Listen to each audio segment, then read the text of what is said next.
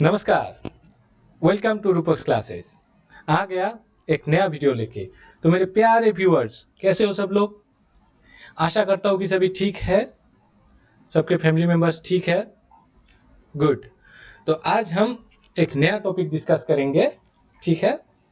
तो topic start करने से पहले हम बोल देते हैं कि बायोलॉजिकल क्लासिफिकेशन, ये जो चैप्टर नंबर 2 है क्लास 11 एनसीईआरटी बायोलॉजी का, इसका फर्स्ट पार्ट या फिर फर्स्ट वीडियो हमने ऑलरेडी रिलीज कर दिया, जिसमें इंट्रोडक्शन है इस चैप्टर का, फिर डिफरेंट टाइप्स के क्लासिफिकेशन सिस्टम का इंट्रोडक्शन है, फिर थोड़ा डिटेल्स में 5 किंगडम क्लासिफिकेशन का वहाँ पे डिस्कस किया गया है। तो जिन्होंने भी वो वीडियो नहीं देखा, मेरे डिस्क्रिप्शन बॉक्स पे लिंक दिया हुआ है, जाओ जाके चेक कर लो, ठीक है? तो आज हम क्या जानेंगे, आज हम क्या पढ़ेंगे इस वीडियो में? इस वीडियो में हम किंगडम मोनेरा के बारे में जानेंगे, ठीक है? आर.एच. व्हाइटेकर का जो 5 किंगडम क्लासिफिकेशन था, उस 5 किंगडम क्लासिफिकेशन में से किंगडम मोनेरा भी एक किंगडम है, ठीक है? ये किंगडम आज हम थोड़ा डिटेल्स में स्टडी करेंगे, ठीक है? तो इससे पहले हम थोड़ा जान लेते हैं कि 5 किंगडम क्लासिफिकेशन जो है आर.एच. व्हाइटेकर का, उसमें कौन सा किंगडम है। पहला किंगडम मोनेरा, देन प्रोटिस्टा, फिर fungi, then Plantae and then Animalia, ठीक है? एनिमेलिया। सो ये 5 किंगडम है आर.एच. व्हाइटेकर का क्लासिफिकेशन सिस्टम में। आज हम जो डिस्कस करेंगे वो है किंगडम मोनेरा। इसके बारे में थोड़ा डिटेल्स में डिस्कस करेंगे, ठीक है? तो चलो शुरू करते हैं। वीडियो के एंड तक लगे रहना, जुड़े रहना, बहुत कुछ सीखेंगे हम, ठीक है? ओके। तो सबसे पहले सबको क्या दिख रहा है यहाँ पे? क्या दिख रहा है? चुल्लू भर पानी, है ना? चुल्लू भर पानी। देखो, जनरली हम जब गुस्सा होते हैं तो हम क्या बोल देते हैं? चुल्लू भर पानी में डूब के मर जाओ, बोल देते हैं, है ना? क्या ये पॉसिबल है चुल्लू भर पानी में डूब के मरना? नहीं। लेकिन यही चुल्लू भर पानी अगर एक गंदे नाला से लाके पिला दिया जाए तो वो इंसान मर भी सकता है। क्यों? क्योंकि यहाँ पे थाउजेंड्स ऑफ बैक्टीरियाज होते हैं, ठीक है? थाउजेंड्स ऑफ बैक्टीरियाज हो सकते हैं वहां पे, तो वो पी के कोई मर भी सकता है, ठीक है? तो आज हम इस किंगडम में बैक्टीरियाज के बारे में सीखेंगे, क्योंकि किंगडम मोनेरा में जो ऑर्गेनिजम्स है वो सभी बैक्टीरियाज है, ठीक है? और किंगडम मोनेरा में जो ऑर्गेनिजम्स है सभी यूनिसेलुलर है, ठीक है? एक सेल का बना हुआ, एक सेल का ही ऑर्गेनिज्म है, ठीक है? फिर किंगडम मोनेरा में जो ऑर्गेनिजम्स है वो प्रोकैरियोटिक टाइप का है। तो अब बोलोगे सर ये प्रोकैरियोटिक टाइप का मतलब? प्रोकैरियोटिक टाइप मतलब जो प्रोकैरियोटिक सेल होता है उसमें जो न्यूक्लियस होता है, nucleus is not membrane bound, ठीक है? न्यूक्लियस के बाहर कोई कवरिंग नहीं होता है। दैट मीन्स न्यूक्लियस के अंदर क्या रहता है? Genetic material. जेनेटिक मटेरियल ऐसे ही साइटोप्लाज्म में फ्लोट करता रहता है। इस टाइप के जो सेल है उसको हम बोलते हैं प्रोकैरियोटिक टाइप के सेल। और प्रोकैरियोटिक टाइप सेल का और एक कैरेक्टर ये होता है कि जो ऑर्गेनल्स सेल में होते हैं उन ऑर्गेनल्स के बाहर कोई मेम्ब्रेन बाउंड स्ट्रक्चर नहीं रहता है, ठीक है?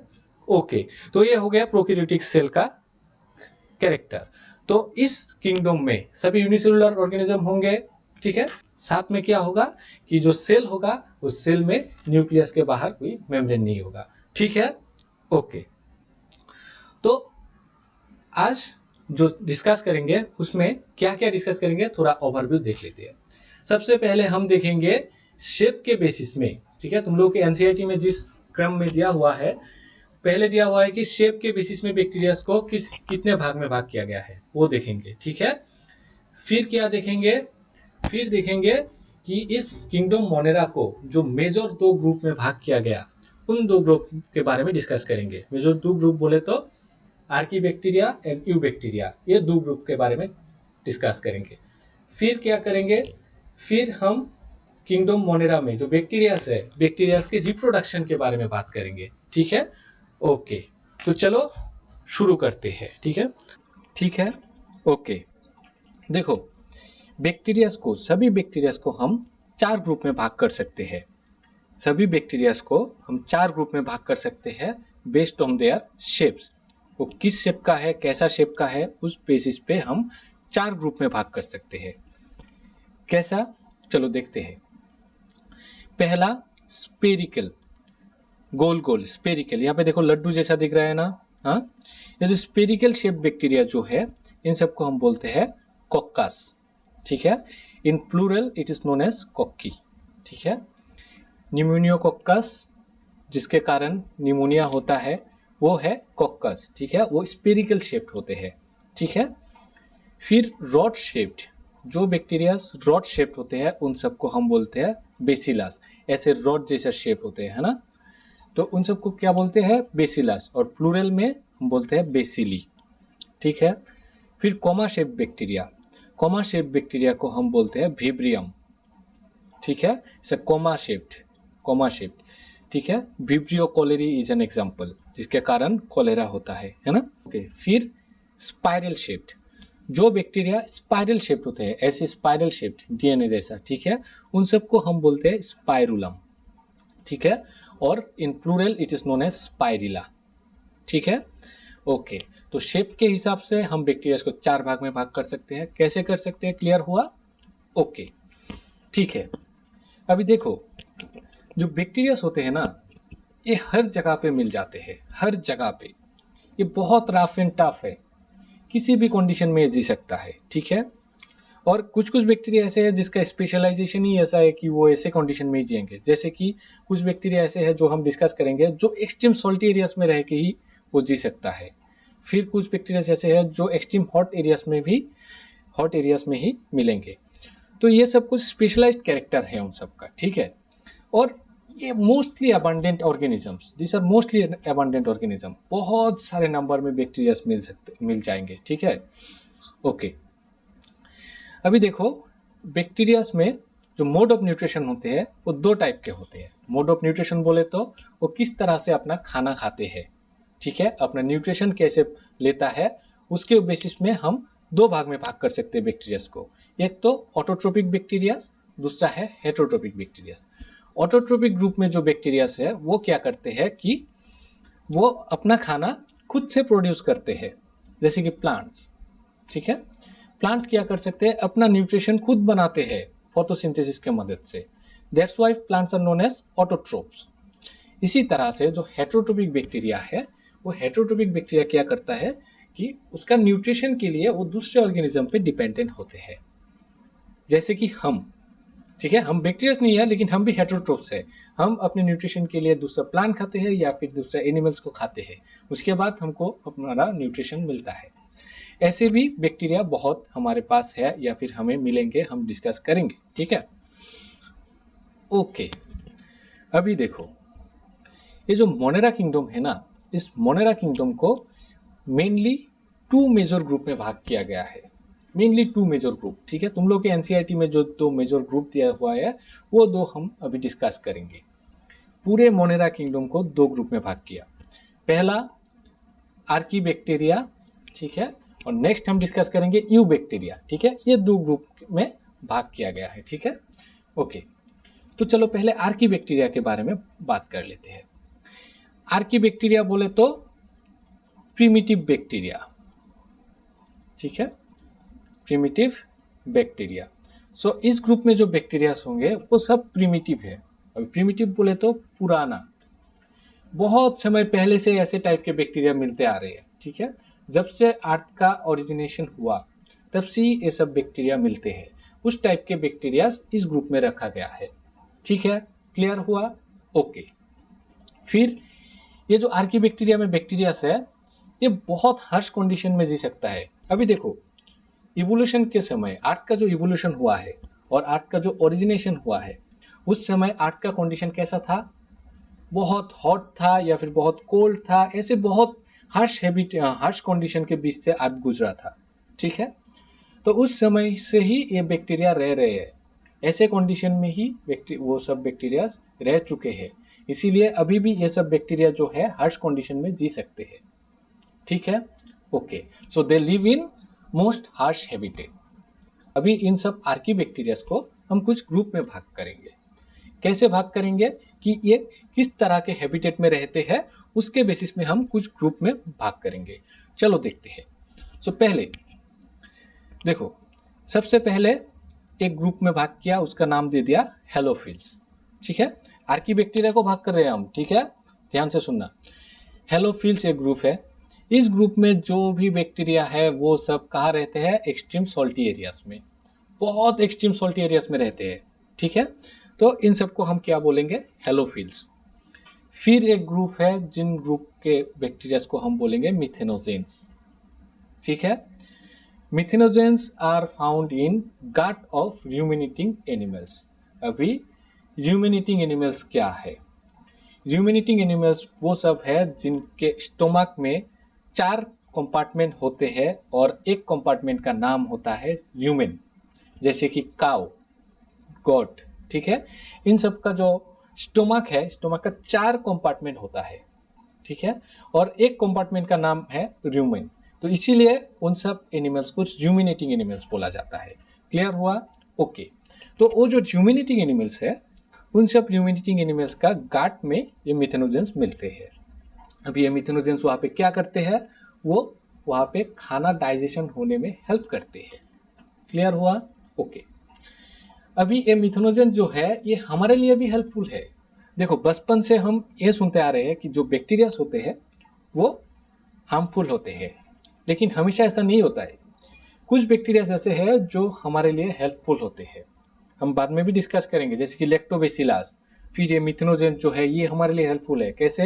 देखो, जब वो गाट में रहते हैं वो उस एनिमल्स को डाइजेशन करने में हेल्प करते हैं।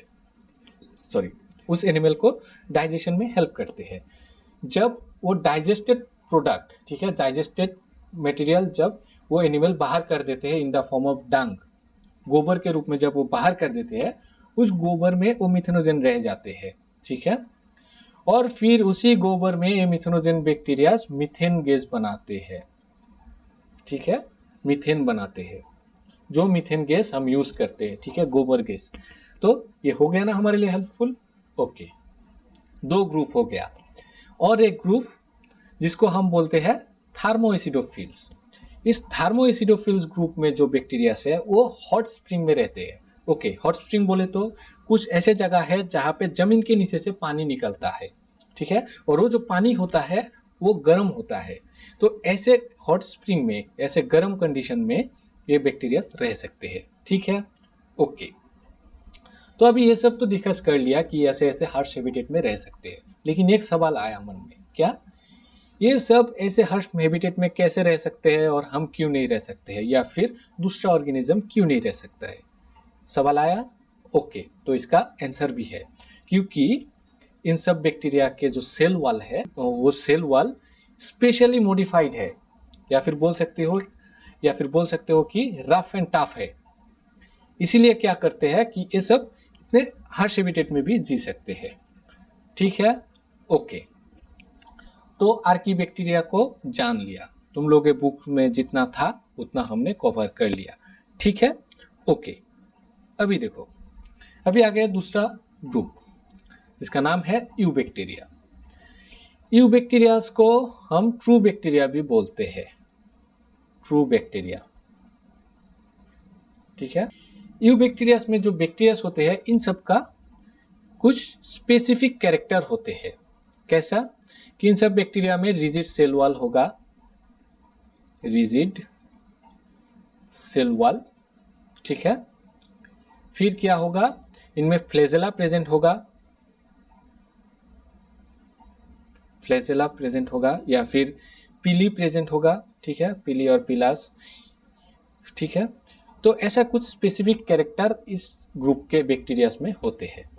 ठीक है, तो ये बैक्टीरियाज बहुत सारे हैबिटेट में मिल जाएंगे। ये सब बैक्टीरियाज भी हम लोगों को एबंडेंटली मिलता है, बहुत सारे एरियाज में ये सब बैक्टीरिया मिलते हैं। तो अभी एक काम करेंगे हम कि यूबैक्टीरिया में जितने भी बैक्टीरियाज है उन सबको 3 भाग में भाग करेंगे। ठीक है, 3 भाग में भाग करेंगे based on the mode of nutrition. वो खाना कैसे खाते हैं या फिर वो अपना न्यूट्रिशन कैसे लेते हैं, उसके बेसिस में हम इस यूबैक्टीरिया के ग्रुप के बैक्टीरिया को 3 ग्रुप में भाग करेंगे। पहला फोटोसिंथेटिक ऑटोट्रोफ्स, दूसरा हो गया केमोसिंथेटिक ऑटोट्रोफ्स, तीसरा हो गया हेटेरोट्रोपिक बैक्टीरिया। ठीक है, ओके। तो पहला देख लेते हैं फोटोसिंथेटिक ऑटोट्रोफ्स। देखो नाम से ही पता चल रहा है फोटोसिंथेटिक, ये फोटोसिंथेसिस करते हैं। ठीक है, तो क्या हो गया, ये ऑटोट्रोफ्स हो गया, क्योंकि फोटोसिंथेसिस कर रहा है, इसका मतलब ये है कि उसका न्यूट्रिशन वो खुद बना रहा है। ठीक है, क्लियर हो गया नाम से बहुत कुछ। ओके, तो फोटोसिंथेटिक ऑटोट्रोप में जो बैक्टीरियाज है उन सब के बॉडी में क्लोरोफिल प्रेजेंट होते हैं, क्योंकि फोटोसिंथेसिस के लिए हमें क्लोरोफिल चाहिए, है ना, जो कि प्लांट में भी प्रेजेंट होते हैं। प्लांट सेल में भी क्लोरोफिल होते हैं जो हेल्प करते हैं फोटोसिंथेसिस में। ठीक है, तो ये जो बैक्टीरियाज है इन सब के बॉडी में क्या रहना पड़ेगा, क्लोरोफिल।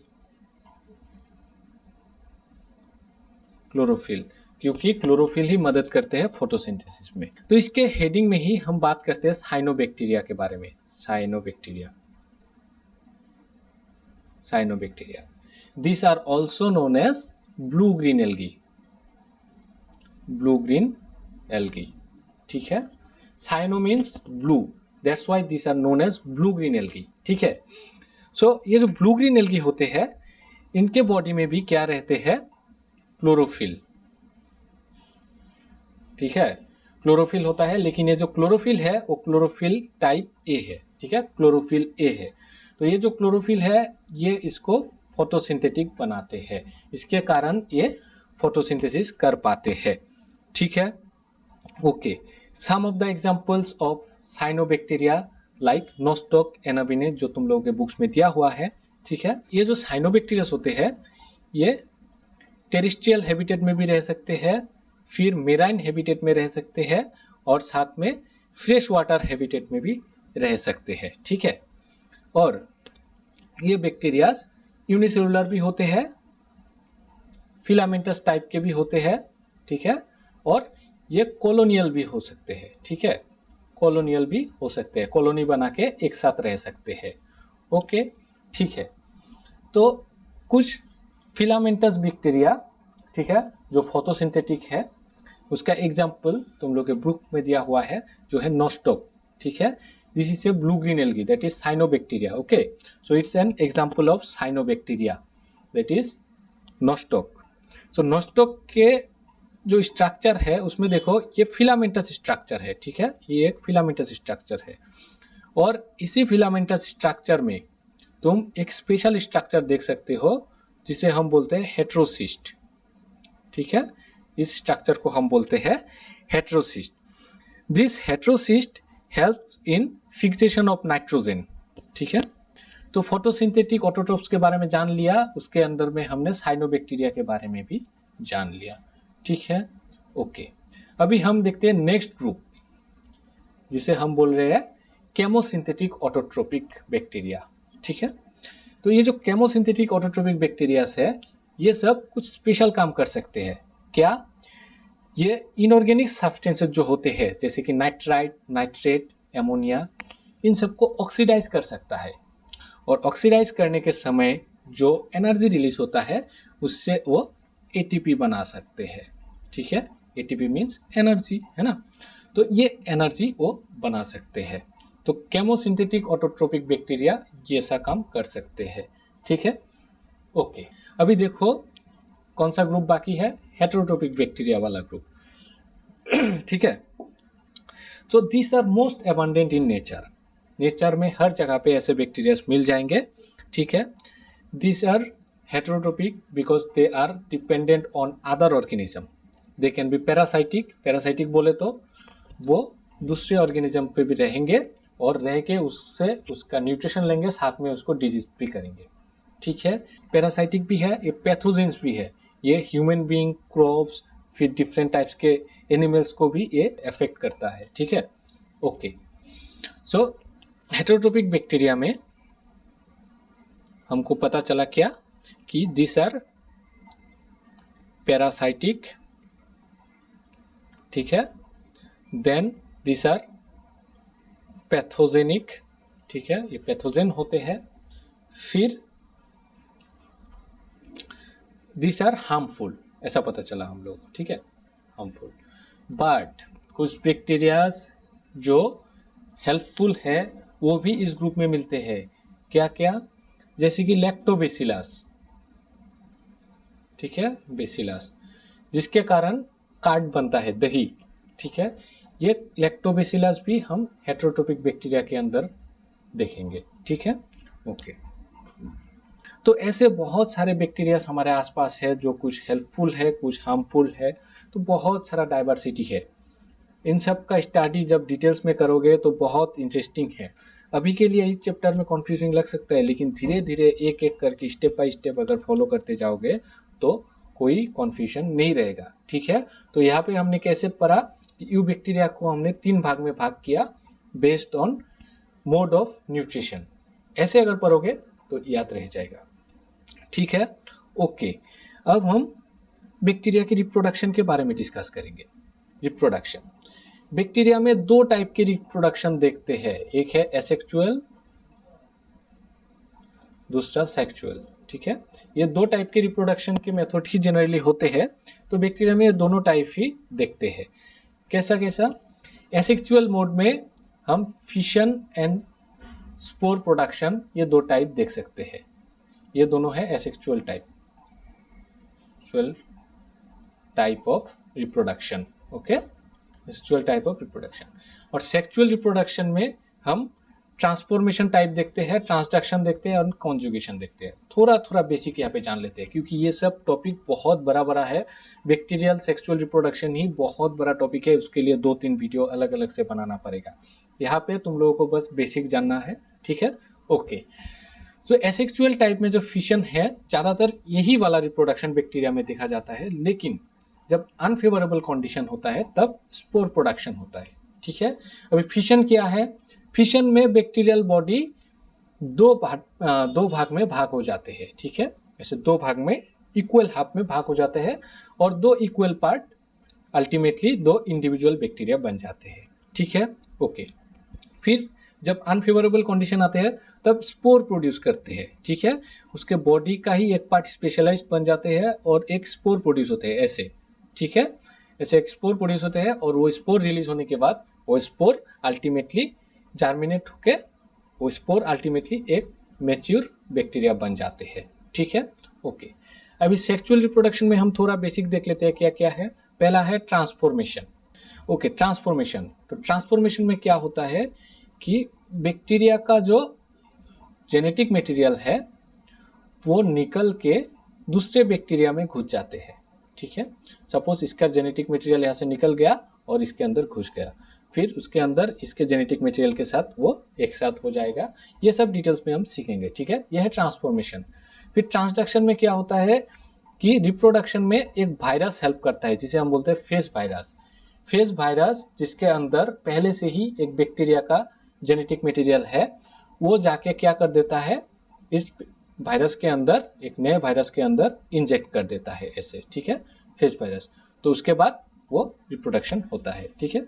कॉन्जुगेशन में 2 बैक्टीरिया एक साथ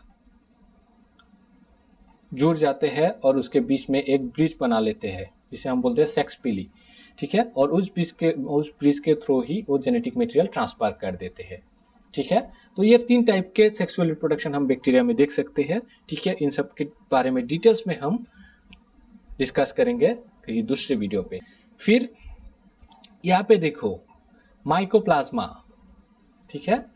mycoplasma are organism that completely lack cell wall. So mycoplasma are the smallest living organism, ठीक है। This are the smallest living organism, they are also known as PPLO, pleuropneumonia like, रुको, क्या है?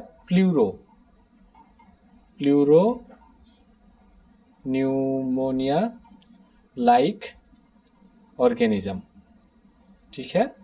So this are the smallest living organism found in the earth, ठीक है। इन सब के body में कोई सेल वॉल नहीं होते हैं and they can live without oxygen, ठीक है, ओके। यहाँ तक खत्म, ठीक है। तो हम लोगों का जो NCERT क्लास 11 बायोलॉजी है उसके अंदर जो मोनेरा वाला पार्ट है उसमें जितना भी कॉन्सेप्ट है हमने यहाँ पे डिस्कस किया, ठीक है। तो आज के लिए इतना ही, मिलेंगे नेक्स्ट वीडियो में। जहाँ पे हम किंगडम प्रतिष्ठा के बारे में डिस्कस करेंगे। तो तुम लोग एक काम करो कि ये जो मैंने पढ़ाया ये सब एनसीईआरटी से पढ़ो और रिवीजन करते रहो, ठीक है। आशा करता हूँ कि सबको अच्छा लगा। मिलते हैं नेक्स्ट वीडियो में, तब तक के लिए अपना ख्याल रखना, अपनों का ख्याल रखना।